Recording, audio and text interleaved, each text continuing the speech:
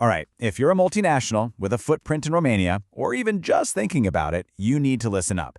There is a massive fiscal change coming down the pipeline, and it's going to affect pretty much everything.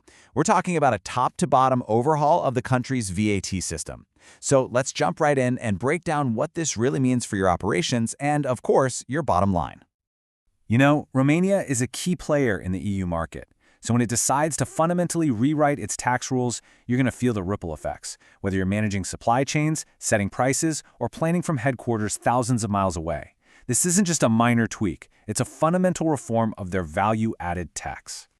And look, this isn't just some academic exercise for the accounting department. We're talking about changes that will hit your pricing models, force updates to your ERP systems, and could even require you to renegotiate contracts. That's why getting a handle on this now is absolutely crucial. You've got to be prepared for what's coming. Okay, circle this date on your calendar. Set a reminder, do whatever you need to do.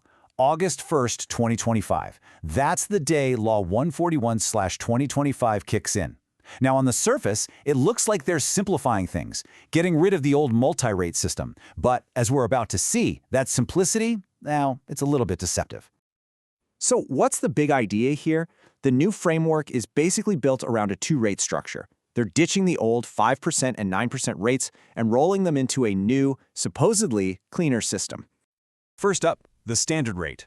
This is your new default. For any goods or services that don't fall into a special category, the rate is going to be 21%. For a lot of businesses, this will become the new baseline for pretty much everything. And here's the biggest shift. All those other reduced rates are gone. Instead, they're being merged into one single reduced rate of 11%. This is meant to cover a specific list of goods and services, things considered essential or part of social policy. A single 11% rate. Sounds great, right? Simple. Tidy. Well, not so fast. This is exactly where multinational corporations need to zoom in and pay very close attention, because hiding behind that apparent simplicity is a whole new layer of complexity. It's all in the details of what actually qualifies for that lower rate. On paper, the 11% rate covers a lot of important ground. We're talking about most food and catering, hotels, key agricultural stuff like fertilizers and pesticides, pharmaceuticals, social housing, and thermal energy. But, and you knew there was a but coming, the devil is in the fine print for every single one of these categories. Let's use a classic example to see how this works in practice: the hospitality sector. So under the new law, your hotel stay, that restaurant meal, any catering services, they all get the reduced 11% rate. Seems pretty straightforward, right? But it is absolutely not that simple. The second you start looking at what's actually on the menu, the rules start to get complicated. That 11% rate for a restaurant meal comes with some major exceptions baked right into the law. And just look at how granular these exceptions are. Any and all alcoholic beverages that get hit with the standard 21% rate. Same goes for sugary soft drinks that fall under a specific customs code, NC 2202. And it gets even more detailed. Any food product with more than 10 grams of added sugar per 100 grams also gets bumped up to the full 21%. Some food supplements are out too. So here is the single most important takeaway for any company that's importing, making, or selling goods in Romania. Your VAT rate is no longer decided by a broad category like food. Nope, it's now determined by its super-specific EU Customs Code or NC code. This means your logistics, customs, and finance teams have to be perfectly in sync. One little mistake in classification could cost you a lot.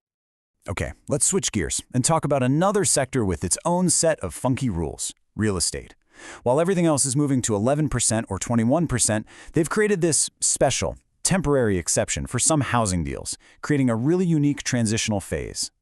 For a very limited time, you can get a 9% VAT rate when buying a primary residence. But this is no simple discount.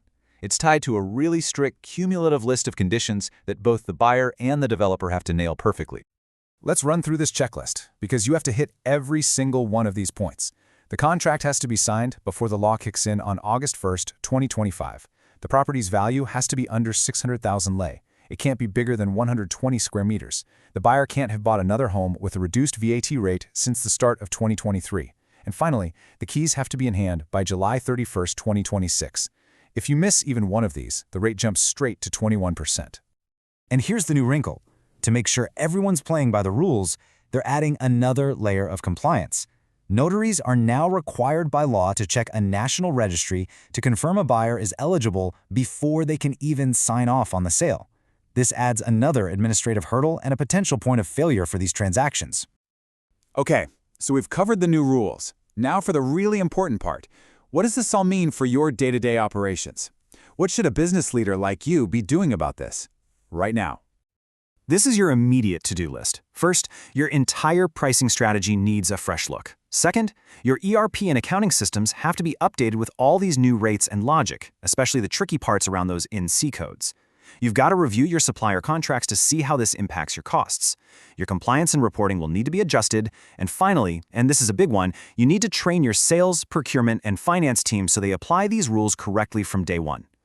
So this overall isn't just a simple tax change. You really have to see it as a strategic challenge that demands some serious foresight and preparation. Look, the window to get ready is right now. The proactive companies, your competitors, they are already digging into their product lines, mapping out those NC codes, and updating their systems. If you wait until the summer of 2025 to start thinking about this, it's just going to be too late. So I'll just leave you with this one question. The entire fiscal landscape in Romania is shifting under your feet. Getting the tiny details right, from a customs code on an invoice to a clause in a contract, is no longer just important, it's essential. The real question is your operational and financial strategy agile enough to handle this change?